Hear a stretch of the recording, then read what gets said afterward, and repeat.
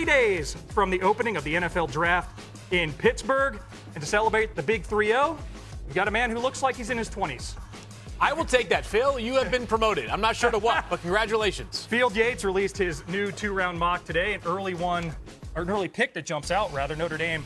Running back Jeremiah Love falling to the Commanders at pick 7. And I say falling too because he's number 2 on Field's big board. And per Bill Connolly, Love's Irish will rank number 1 in returning production for 2026. Ton of outbound talent too. They're bench pressing, they're jumping, they're running. NFL scouts are all posted up in South Bend today for Notre Dame's Pro Day. Field, let's start, though, with Jeremiah Love. And I mentioned it. He's number 2 on your big board. Yep. Available to Washington at 7. Take us through the thought process of how that happened. Yeah, the question that Tennessee at number 4 and the Giants at number 5 has to ask themselves is how much are they going to value positional value? When you think about teams that have won in the NFL at the highest level in recent years, the Seahawks just won the Super Bowl with Kenneth Walker III, a second-round pick, playing in the final year of his rookie contract. They then had Kenneth Walker III depart in free agency. Does Tennessee or do the Giants feel like they are far enough along in their roster building process they're going to use a premium pick on a player that plays a non-premium position? Meanwhile, the Commanders at number 7, who this offseason have really beefed up their pass rush, specifically with the additions of Odafe Owe and also Kayvon Chason, can say to themselves, 2 years ago, we were playing in Philadelphia for a shot to go to the Super Bowl, Phil.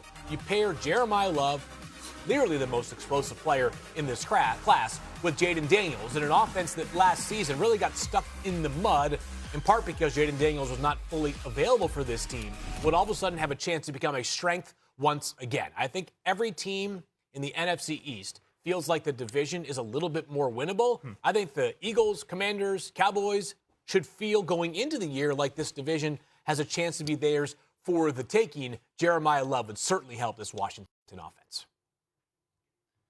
You already heard me talk about the field of the offensive line and the wide receivers and the tight ends and all the positions. And we talk about, hey, where could teams go, right? Don't take a running back in the first round. You take a running back who can catch the football in the slot or wide, who's multidimensional over everybody else. So that running back philosophy goes by the boards when you got a Jeremiah Love. I watched this kid throughout his career at Notre Dame. He doesn't fumble the ball. He is a fear factor player, and that's something Jayden Daniels will have next to him, and that will be something defenses really have to worry about. So you can talk about all the other positions, say, hey, Kuiper, you said go that route. Don't take the running back. This kid is special, and you'll talk about the game-breaking ability he has as a runner, how dependable, reliable he is, and how multi-talented he is. For the Commanders, Adam Peters, where was he? He was with the 49ers. They had Christian McCaffrey, right? Now you bring Jeremiah Love to Washington with Jayden Daniels looking to revert back to that rookie form when he almost had him in a Super Bowl, right? Jeremiah Love is much more than just a running back. He is a big-time offensive talent and a fear factor player. And, Tim, if you look at the teams picking ahead of Washington, right, if you're picking in the top 6, you got a few needs. Do you think Love will be available for Washington at 7, or will he go earlier? I think there's a decent chance he goes earlier. You mentioned the Titans at 4 and the Giants at 5. You know, certainly teams that, when you look at them, could they go other positions? Sure, they could. But I think you also look at those teams and you say they have a young quarterback. And so, one of the ways, you can try to help your young quarterback is, you can build the offensive line. Sure, you can do that. But how about get him a running back? And to Mel's point, not just a guy that you can only use one, way. I think if you find a running back that is in the, the caliber of Saquon or Bijan, guys like that, or Christian McCaffrey, where you go, wait a second, we can have this guy touch the ball over 20 times in a game. Nothing helps a quarterback as much as that helps a quarterback. And so I could see, at a position that's been, quote unquote, devalued in the National Football League, I could see Love going that early because of the impact a rookie running back can have on an offense, just based on the volume in terms of touches and impact that he can have on an offense. And for all the great two-headed college running back systems we've seen, Darren McFadden, Felix Jones, Cadillac, Williams, Ronnie Brown, hell, Pony Express at SMU. Never before in the Common Draft era has one university had 2 running backs going RB1, RB2 in a given draft. We'll debate Love and Price, but the price you have, Notre Dame, could be the first. Yeah, this sounds like we're about to see some history on April 23rd and 24th, most likely. It's a big day for Fields, both Yates with his latest mock And on campus, college football field, pro days, Notre Dame, Texas, Louisville, Auburn, 9 of them across college football today. Big-time programs all over Field's latest mock. And among them, the Plains. Big-time programs there. What more, Field, can you tell us about Auburn edge rusher Keldrick Faulk? He came into the season, Phil, thinking he could be a top 5 overall pick in the draft. He's 6'7". He's 276 pounds. He's got great arm length. He checks all the boxes in terms of physical measurables. But he had just 2 sacks this past season after 7 as a true sophomore back in 2024. Now he's got some positional versatility. He can play on the end. He can play lined up over the center. Those big arms get in the way of passing lanes. That being said, you watched the tape last year and you're saying to yourself, never really got it out of him.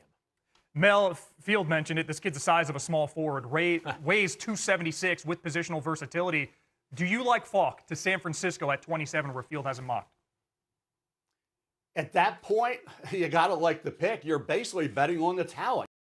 Keep a faith that this talent's going to shine through once he's coached up in the NFL. He's a great young man. Field talked about his versatility. I tell you, he backs passes down. He didn't get the sacks. He didn't get the pressures that he had in 2024 where he was productive. 24, Tyron Crawford was a better player this year for Auburn in terms of production across the board, right? But that's your ultimate LTP or Keldrick Faulk. He looks the part. There's not a defensive line coach in the NFL isn't going to look at that young man and say, I can get him to 10-plus sacks in the NFL. So for Keldrick Faulk, if he does get down that far, the only reason is the lack of great production. Because going into the season back in August, we thought he'd be a top 5, top 10 pick guaranteed. And Mel, if you're talking upside, assessing upside, age matters. And Faulk doesn't turn 21 until September. Great point. Let's head up I-65 to Louisville. Wideout Chris Bell's pro day already underway. Field, late season ACL tear for Bell. Where do you see him landing? Tricky player to place because of that ACL tear, but I have him going in the second round of the Los Angeles Rams. He's 6'2", 222 pounds. Keep in mind, for the Rams, they got Puka Nacua and Devontae Adams. So they need a wide receiver to win meaningfully this year? They do not. But if any team can afford to be patient with the player with this kind of upside, it will be the Rams. Worth noting that on the day that we found out that Chris Bell tore his ACL, I had a mock that dropped.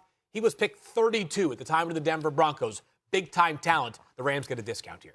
So, Tim, you played quarterback in this league. With LA's team needs and what Bell does, do you like the Rams going wide receiver toward the back end of round 2? Well, I do think, Field brings up a good point in terms of, the value, not needing him, immediately. So it is, I think when you get to picks 22 and beyond, you're kind of talking about luxury areas for teams that are good, which the Rams certainly are. So, and then when you look at just the investment at the wide receiver position that you have currently at the Rams, nobody there that's on their roster was a high round draft pick at the receiver position. So I do think that you need to go in cycles where you need to start investing higher picks at certain positions where you've maybe just outpaced the market with getting Puka in the 5th round, signing an older veteran player like Devontae Adams. So I don't hate the idea because the need's not immediate, but at the same time you get the value and eventually you are going to have to invest in the position. Yeah, and if the knee's healthy at 6'2", 222, more than 17 yards per catch as a junior, at worst, that is enviable depth that Matt Stafford won't mind having. Never a bad reason to head to Austin. Texas also holding its pro day today. Field, linebacker Anthony Hill.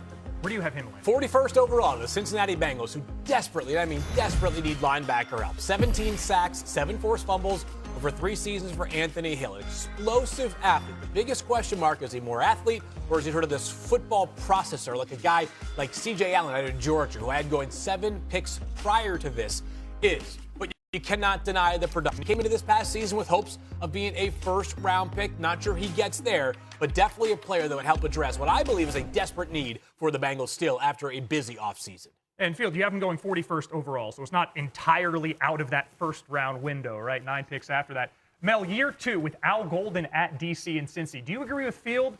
Bengals going linebacker here?